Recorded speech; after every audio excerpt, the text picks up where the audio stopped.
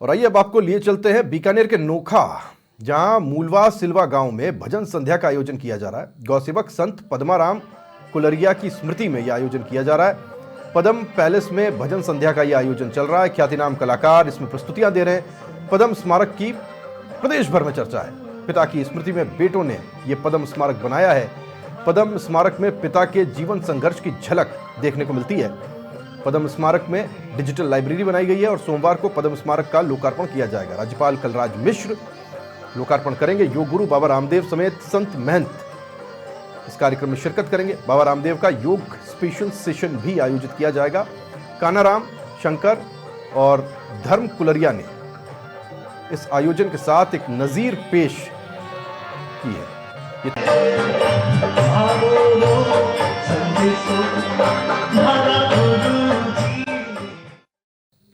गुरुजी आप आज्ञा करो तो फिर मैं घर जाऊं, पर मेरी बात का जवाब दे दीजिए कि पुस्तकें और ज्ञान तो शास्त्र पढ़ के भी आ सकते हैं, तो फिर गुरु करना ही क्यों जरूरी?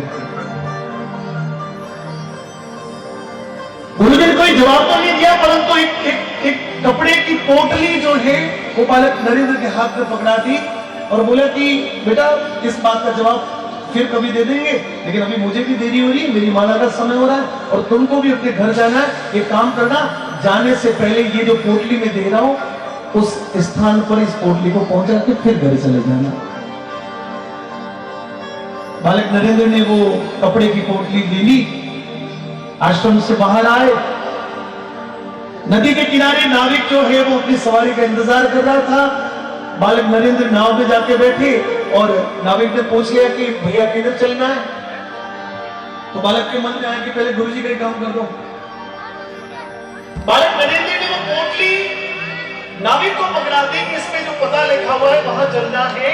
नाविक ने वो पोटली ली, उसके ऊपर पढ़ना शुरू हुआ मित्रों, लेकिन उस पते को पढ़कर नाविक ने पलट के बालक को पूछ लिया, बोले कि भैया इसमें पता तो लिखा हुआ है, लेकिन जाना कौन सी दिशा से है ये तो लिखा ही नहीं।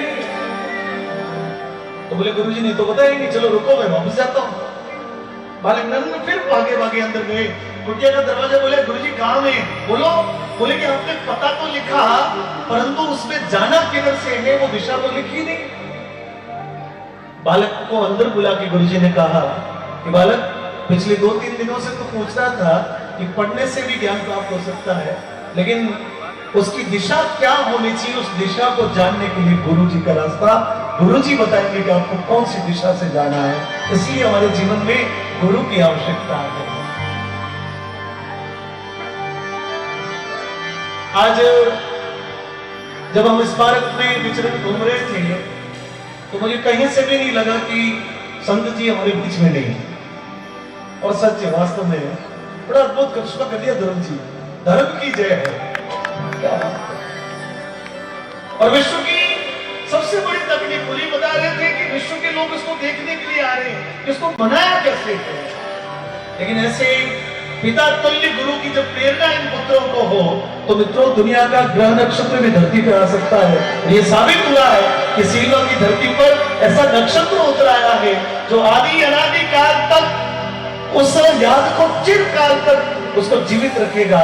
ये श्रम उनके पुत्रों ने किया है, उनके परिवार ने किया है। और मैं चाहता हूं पीछे तक जितने भी भक्त बैठे एक बार दोनों हाथों को उठाकर तालियां बजा के इस परिवार को आशीर्वाद दें, जितना भरपूर दे सके उतना दें। आओ भी भगवत, आपने सुधार समाज का एक बड़ा प्यारा हीरो जो भगवत सुधार है, दीवार से आता, बड़ा अच्छा भजन गायक है। मैं चाहता हूं जोरदार ताली बजा के अपने ही परिवार में इस कलाकार का अभिवादन करिए।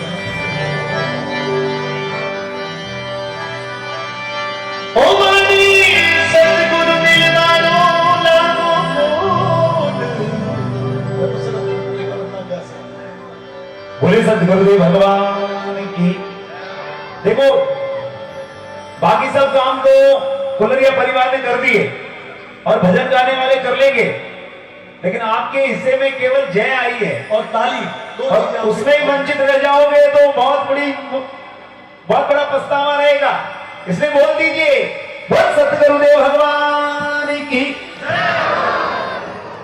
बोल सिया रामचंद्र भगवान की, बालाजी की, बोल विश्वकर्मा भगवान की।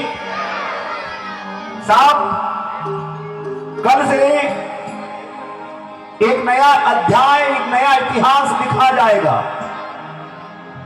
विश्वकर्मा भगवान की कृपा से आप ये पद्म स्मारक देख रहे हैं, ये कोई जादू की छड़ी नहीं है कि छड़ी घुमाई और बन गया। कई पीढ़ियों से विश्वकर्मा भगवान की कृपा से इस परिवार के